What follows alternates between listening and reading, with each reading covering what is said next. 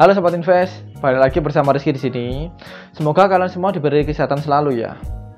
By the way, video kali ini saya akan bahas tentang gimana cara identifikasi tren saham lagi naik apa turun. Oke, mari kita simak penjelasan berikut ini. Oke teman-teman, jadi ini panduan terkait bagaimana sih cara kita identifikasi tren saham naik atau turun. Jadi ini saya buat untuk kalian yang benar-benar pengen investasi di saham.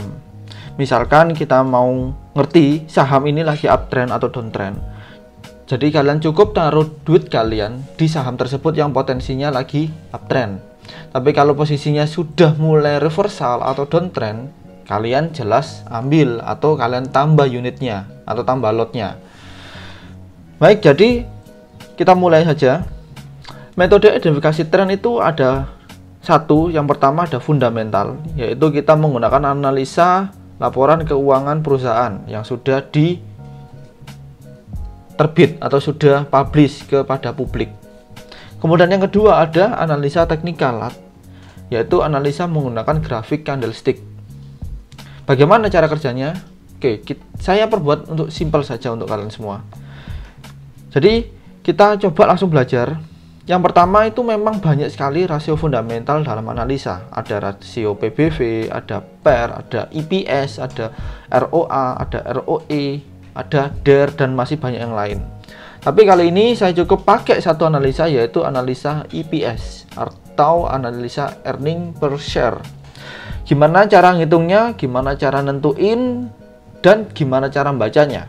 Oke, kita langsung earning per share atau laba per saham. Maksudnya kayak gimana sih? Kata Ryan Filbert, seorang penulis buku investasi saham ala fundamentalis dunia. Ini saya juga baca bukunya. Nih. Jadi IPS yang mengalami kenaikan di setiap tahunnya itu menandakan bahwa perusahaan tersebut terus berkembang dan tumbuh setiap tahunnya. Dan sebaliknya ya, apabila IPS-nya mengalami penurunan setiap tahunnya atau setiap kuartalnya, pasti perusahaan tersebut terus merugi atau entah penjualannya menurun, seperti itu. Oke, gimana sih caranya? Oke, ini contoh beberapa IPS perusahaan. Misalkan ada yang per kiri ada Unilever, yang kanan ada HM Sampurna. Oke, kita bisa lihat saja IPS-nya. Oke, ini ada IPS di rangkumannya ya, ada 2018 sekitar 239, 2019 ada 194, 2020 ada 188, dan 2021 ada 160, dan terus menurun. Simpelnya ini berarti menandakan bahwa perusahaan tersebut masih dalam keadaan merugi. Oke. Mungkin ada yang tanya-tanya, kalau kita analisisnya per tahun pasti terlalu lama.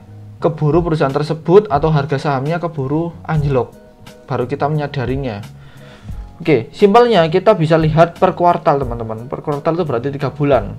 Misalkan di 2018 ada 48, terus ini ada turun 44, lalu naik sedikit 99, baru itu turun lagi.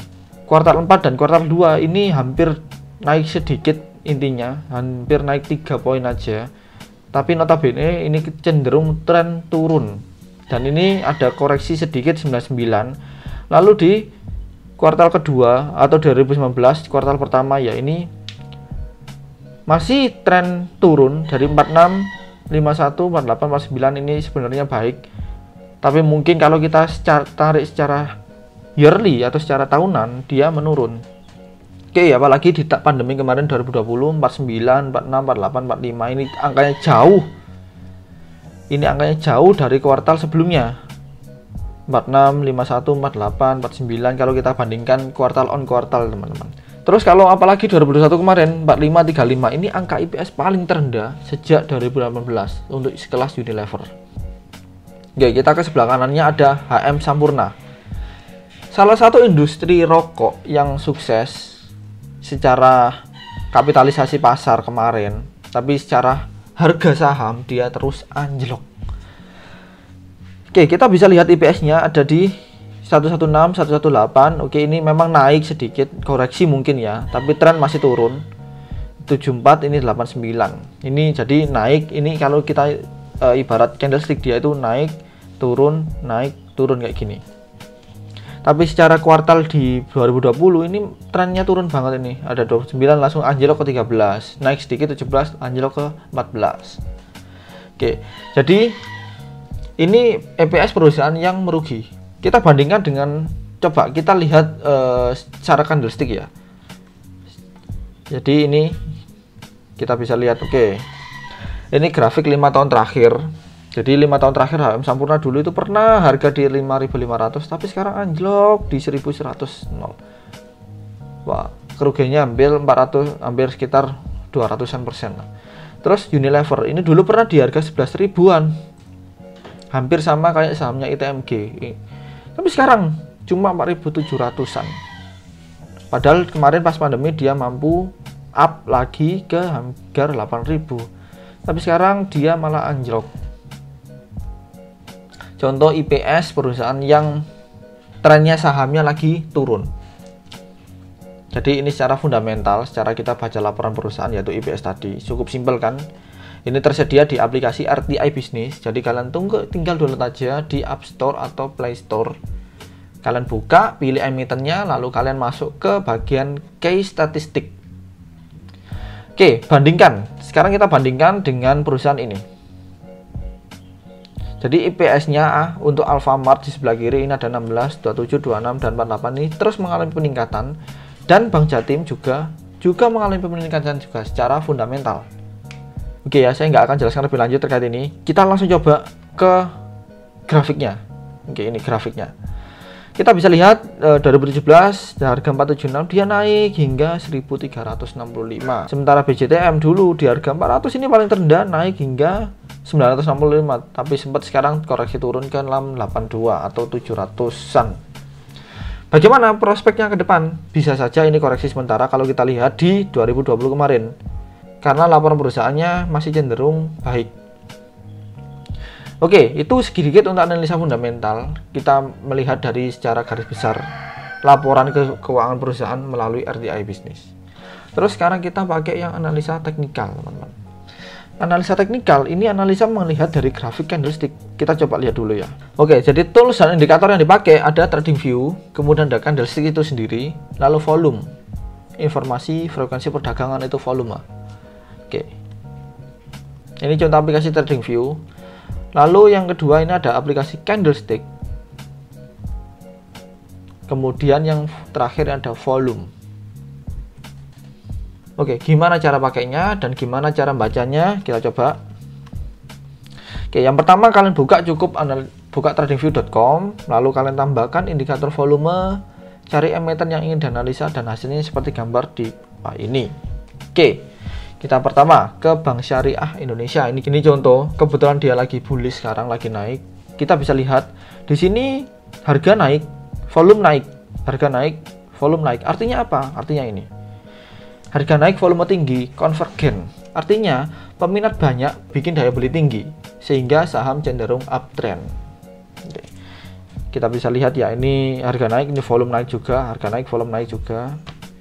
Oke, lanjut. Berikutnya ada seperti ini contohnya. Harga turun, tapi volume naik. Maksudnya apa? Maksudnya seperti ini. Divergen. Harga turun dan volume tinggi itu divergen. Tadi kan konvergen, sekarang divergen. Artinya banyak yang jual sehingga harga berpotensi makin turun. Aksi profit taking banyak di sini.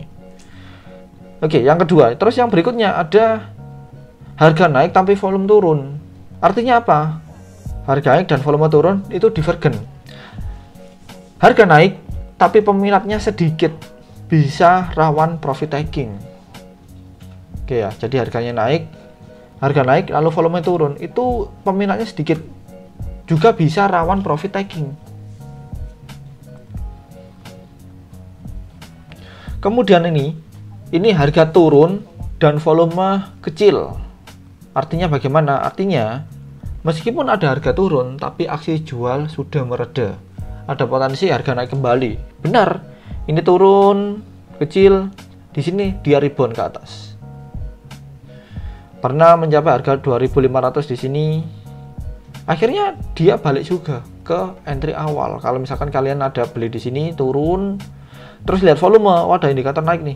Ya udah, kita coba Kita coba hold dulu sampai kembali ke entry awal, dan kemungkinan Bank Syariah Indonesia atau BRIS dia akan mengejar titik resisten berikutnya ada di angka 3000. Karena ini kuat juga, kalau break tembus ke 3000 dia bisa saja up hingga 3500, 3700 seperti itu. Oke, baik, itu tadi analisa bagaimana kita mengetahui cara saham lagi naik atau turun berdasarkan fundamental dan teknikal. Oke, gimana penjelasan tadi? Menarik kan? Semoga kalian semua paham dengan apa yang saya jelaskan. Namun perlu kalian catat, fundamental dan teknikal itu harus beriringan. Tapi kalau fundamental saja tidak jalan maksimal. Mengapa? Karena kita tidak tahu kapan posisi harus buy dan kapan posisi harus sell. Fundamental dan teknikal bisa berjalan bersamaan dengan video yang saya jelaskan tadi. Oke, kita ketemu di video-video yang lain. Saya Rizky, undur diri, sampai jumpa.